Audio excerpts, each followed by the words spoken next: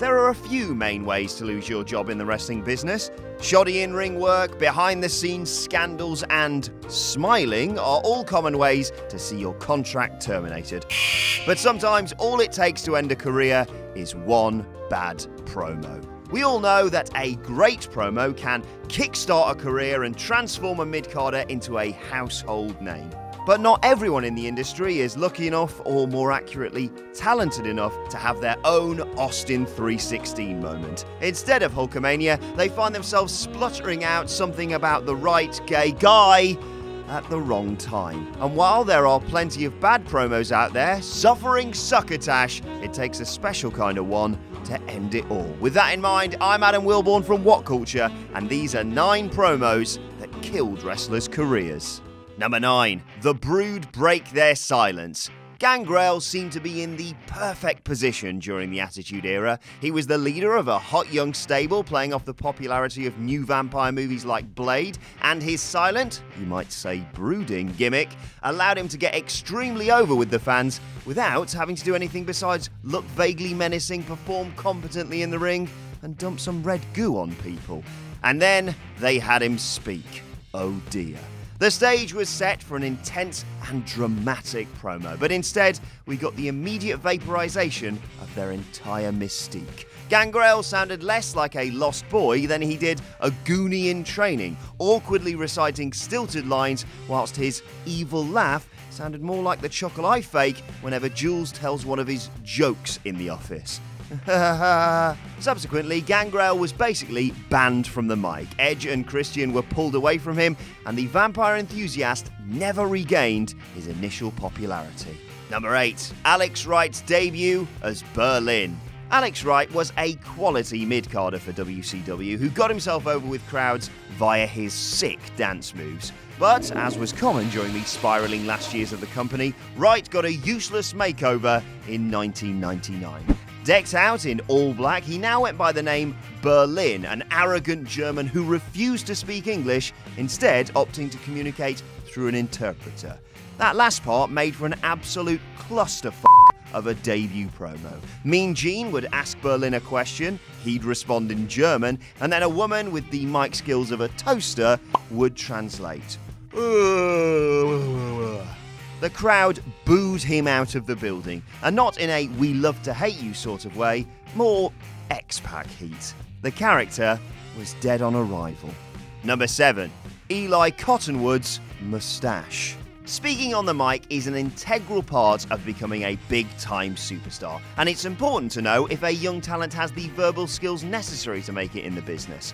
To figure out whether the rookies on NXT were destined to become the next Rock, or should have someone speak for them, please don't hurt me, Brock, the judges devised an exercise that forced them to create an impromptu promo about a random subject. The word Cottonwood drew was mustache, and what came next is one of the most cringeworthy promos to occur this side of Jumpin' Jeff Farmer. First, Eli explains what a mustache is. Then he explains that he doesn't have a mustache, nor does anyone in the ring. Then he says that a mustache is for a real man, before clarifying that he in fact does have a good mustache, and that he could grow an even better one in a couple of days' time.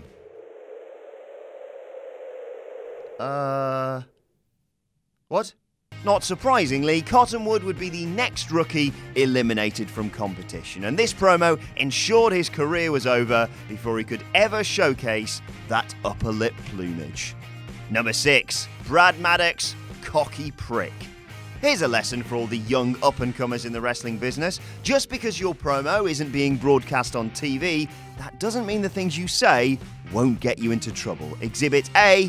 Brad MADDOX. MADDOX toiled around in WWE for a few years in ancillary roles as a ref, as Raw GM, and finally as one half of a jobber tag team. However, before competing in a dark match in Indianapolis, MADDOX cut a promo where he called the crowd a bunch of cocky pricks. He was fired the very next day, simply because Vince didn't appreciate the language he used. Seriously, this guy. Now, it would be easy to pick out many things other superstars have said on television each week that are worse than what he said that night, but when you're that low on the totem pole, it doesn't take much to earn Vince's wrath. Number 5. Road Warrior Hawk threatens to kill himself. In the late 90s, Vince tried resurrecting the Legion of Doom to breathe some life into his struggling tag team division. Behind the scenes, however, one half of that team was battling substance abuse. So Vince, in his infinite shamelessness, decided to splatter Hawk's personal demons all over the screen. The most infamous segment in this wildly insensitive angle involved Hawk climbing to the top of the Titantron, spilling his guts to the fans, and threatening to commit suicide. It was a heartbreaking moment of reality infiltrating a promo. And so, naturally, Droz had to climb up the Titantron and shove him right off. It was played deathly serious. The fans hated it, and so did the LOD. And even though Vince attempted to revive the duo multiple times, even with bloody Heidenreich, after this disgraceful incident, it never worked. Number 4. Medusa bins the belt. Regarded as one of the first of many shots fired at the WWF, current WWF Women's Champion Alundra Blaze showed up unexpectedly on WCW Monday Nitro to literally drop the championship belt into the bin. She'd come to where the big boys and girls, according to Kevin Nash's Big Book of Adjectives, play, and announced herself by canning the title, denouncing everything she'd done in the WWF, and awkwardly name-dropping her new WCW moniker Medusa a lot. This stunt, showing nothing but contempt for her former employer, was huge for Bischoff and Ted Turner, but it turned Medusa's career to stone. She toiled away in WCW for another 5 years without doing much of note, and would later explain that this moment ruined her. Number 3. Stone Cold Snooze. There's no greater sin in the world of professional wrestling than being boring. In this over-the-top soap opera world, you can be just about anything you want. You can be a supernatural gravedigger with a pyro fetish, or a flashy pimp stuck in the 60s. You can be outrageously stupid, you can be excessively egotistical, hell, you can even be overwhelmingly bigoted. But boring? That is the quickest way to find yourself without a job. And that's why it was so unsettling to watch Stone Cold Steve Austin walk onto the ramp during a Lance Storm match, complete with pillow and blanket in hand, and start chanting "boring" at Storm for about 5 minutes. The rattlesnake came off as unnecessarily mean-spirited here, especially as it was a couple of years after the initial Invasion storyline, when it would have made sense. Nevertheless, this promo kicked off a series of silly gimmick changes for Storm, including a Disco Inferno-style dance shtick that he would never recover from. He was out of the WWE a year later and has spent the rest of his career working the indie circuit. But at least, I suppose, he's happy. Number 2. The Rock destroys Billy Gunn's career. There's nary a soul on the WWE roster during the Attitude Era that wasn't expertly roasted by the Great One, from the top-tier talent all the way down to the kilt-wearing jobbers. But few have been so hastily yanked down the card as Billy Gunn was in 1999. Shortly after winning the King of the Ring and earning that main event push, Gunn became the subject of one of The Rock's all-time great promos, in which he reenacted a conversation Billy had had with God regarding the lack of respect being shown to him.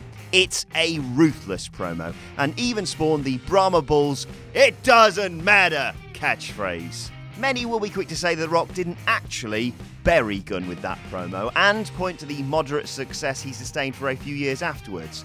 But he was Mr. F***ing Ass after that, wasn't he? And there's no denying that his career trajectory took an irreparable turn for the worse that night. Number 1. The Shockmaster. You knew it was going to be this, I knew it was going to be this, we all knew it was going to be this. If you didn't think this was going to be number 1, welcome to Wrestling 101. The Shockmaster is the go-to punchline when talking about failed gimmicks, failed debuts, and really, failures in general as they pertain to the wrestling business. Fred Ottman had done alright for himself in the WWE, both as a face and as a heel, but any chance he had of a promising career in WCW rolled away with his bedazzled Stormtrooper helmet when he tripped and, to quote the British Bulldog, fell flat on his f***ing arse on live TV during this infamous debut. It's unlikely the ludicrous gimmick would have worked even if Ottman had stayed on his feet, as the wacky costume and warbly-voiced promo was certainly a bit much even for the early 90s. But give the guy credit for not promptly turning tail and running right back through that giant hole in the wall he'd just made.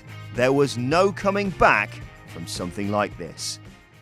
Hey guys, thanks for watching the video. Don't forget to subscribe below, and if you're looking for more content like this, then try a few things that are floating about around my ears. Might be fun. I can't promise it though, but it might be.